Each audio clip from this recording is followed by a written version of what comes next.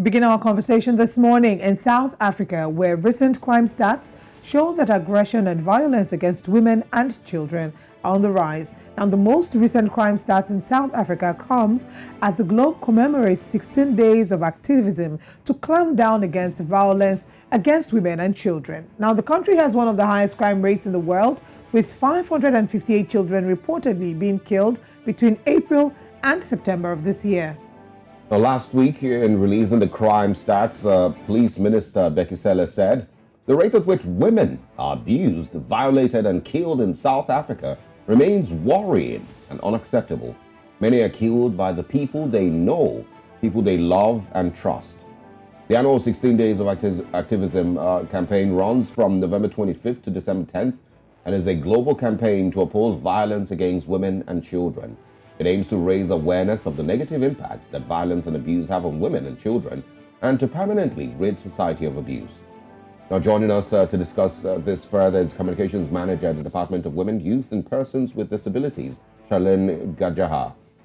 Good morning. Thanks for joining us. Good morning, and thank you for having us today.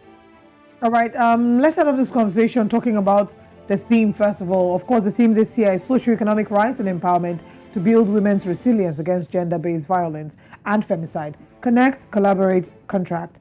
Shalen, can you please break this down and talk to us about what the significance of this theme is?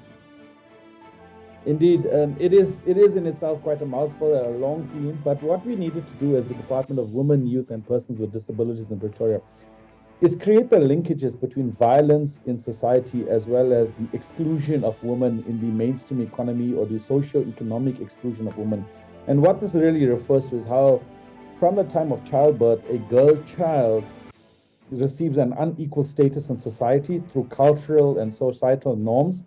And then further to that, a girl child is sidelined through access to educational opportunities, to the role that the girl child must play in positions of care in the home, to accessing secondary and tertiary education, through to accessing job opportunities, through to women getting into male-dominated industries. And what this does for women in general is it sidelines women in society and it places a lesser worth on women.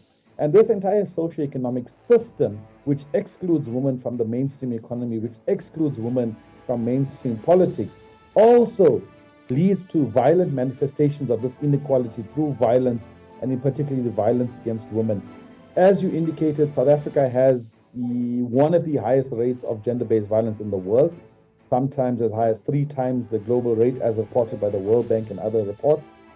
You have also quoted the statistics released by Minister Bheki Cele earlier this week, which indicate that from the period April to end September 2022, as much as 10,500 cases of rape and sexual assault were reported. So indeed, the theme for us talks to the exclusion of women from the mainstream economy. And what this leads to is it creates a dependency between women and their abusers. In South Africa, the largest category of gender-based violence is intimate partner violence, or violence against women at the hands of somebody they know, they're in love with, or they're in a relationship with. But this also leads to a dependency between the woman and the abuser or the perpetrator, where a woman will tolerate higher levels of emotional and other forms of abuse just to be able to have shelter, just to be able to allow their children to be educated and to access basic needs. And this dependency that women have on men is where we try to focus in as the department to expose to society the dependency that exists as a structural and institutionalized form of gender inequality. So it is indeed a mouthful, it is a very long theme, but really what it seeks to unpack for us as a department is for society to take a deeper dive into structural inequality that exists between men and women and how this leads to women being taken advantage of, especially through actions like blesser syndrome, or women are being made to be caregivers, where young women are removed from school to care for grandparents and elderly people who may be sick. And all of this leads to an inequality of women, hence the theme. Yeah, the Police Minister Bheki Cele and his comments against, or rather about violence against women are concerning. You've already detailed some of the causes. But I want to talk about punitive measures and what South Africa as a country is also doing or not doing to protect its women. Because I'm pretty active on social media, and there's barely any 2-3 days I don't get to hear or see a post in South Africa about a missing woman or somebody who's been raped. It puts fear in me for women in South Africa, even here in Nigeria. So what exactly needs to be done to protect women better in South Africa and punish perpetrators better? So South Africa is the only country in the world that has held now the second presidential summit on gender-based violence in the country. And what this is the president sitting with ministers of the country for an entire 2 days to actually unpack this idea of how do we respond to gender-based violence as a country. It's a few things. Firstly, we need to understand that gender-based violence is not a government problem. So the common narrative in the media and other spaces that gender-based violence is government's problem, and then we all turn to government to stop gender-based violence. But indeed, gender-based violence is a societal issue. It is a global problem, number one. It plagues every country in the world. And as South Africa, with higher than what we would refer to, if there's such a thing, higher than global average rates, we certainly do a lot of work and we invest a lot in responding to gender-based violence. Firstly, we all need to take account, and this idea of accountability, we all need to account for the unequal society that we have, the ownership and methods of ownership, patterns of ownership, patriarchal practices, cultural practices, religious practices, all that seek to sideline women. We need to account for that and we need to unpack that. And there is no area that should be beyond reach when we're trying to respond to gender inequality. When we look at what we're doing as government, as I indicated, we held on the 1st and 2nd of November, we held the second presidential summit on gender-based violence and femicide, which was attended by over 1,000 NGOs, so non-governmental organizations, faith-based organizations, development partners. As I indicated, the president and a high number of ministers were there to actually address this. But beyond that, we held provincial summits, which also invited NGOs, FBOs in the provinces, and we really drilled that down to communities. We need to address the issue of violence as a society in South Africa. South Africa remains an unsafe place for women, as you have indicated, and the statistics do point to that. There is no denial of that. What we need to do is we need to take an all-of-society response. There should not be spaces that protect men, that protect perpetrators. And what we really need to be addressing is the idea of harassment, the culture of abuse that takes place even before people get the statistics involved. We need to look at an all-of-society response to gender-based violence and femicide. And that's really about taking accountability. We won't get into the stats, the investment, the money that's being invested behind it, or the resources, the training that's taking place at all levels. But what we need to do generally is take accountability as citizens for the fact that men who abuse women, men who rape, and men who kill women live amongst us, are our friends, are our neighbors, are our cousins, are our family members. That's really the level of accountability that we are trying to drill into as a country. Very interesting points you've raised there. We cannot deny the fact that we unfortunately live in very patriarchal settings. And it's interesting that we're having this conversation with a man. So now I want us to talk about the role that men have to play, and women as well, because we cannot ignore the fact that there are certain stereotypes, certain customs and traditions and mindsets and actions that inhibit the growth or inhibit the journey towards totally eliminating gender-based violence. For example, a woman is raped and the first question people ask is, what are you wearing, or what were you wearing, or why did you go to his house? So if you'd be kind enough to highlight some of these actions that we must desist from doing, because these actions encourage violence. If you can do that for us, would really like that. No, thank you so much. So you've really put in the problem. Men are the problem. While gender-based violence is a type of violence that is a violence that occurs due to gender, we must accept that men and boys are also raped, men and boys are also killed due to their gender. We do not deny that. So we must understand gender-based violence as occupying both sides of the spectrum. We must also accept that gender-based violence impacts the LGBTQ community in a large extent as well. People are murdered due to their sexual orientation. People are murdered due to their self-identity around sexual orientation and preference. And so those areas also exist and are a major concern, not just in South Africa, but globally.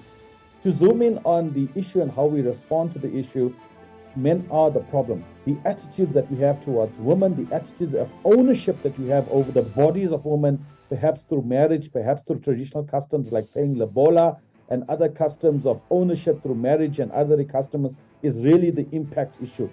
Once we start to believe that we have ownership over the bodies of women, and here I refer to the way we may interact with girls in school, so how young boys interact with girls in school, and how that may be perpetuated through a family culture where men are made to be patriarchs, where men are being upheld as breadwinners, men are being held up as the heads of families.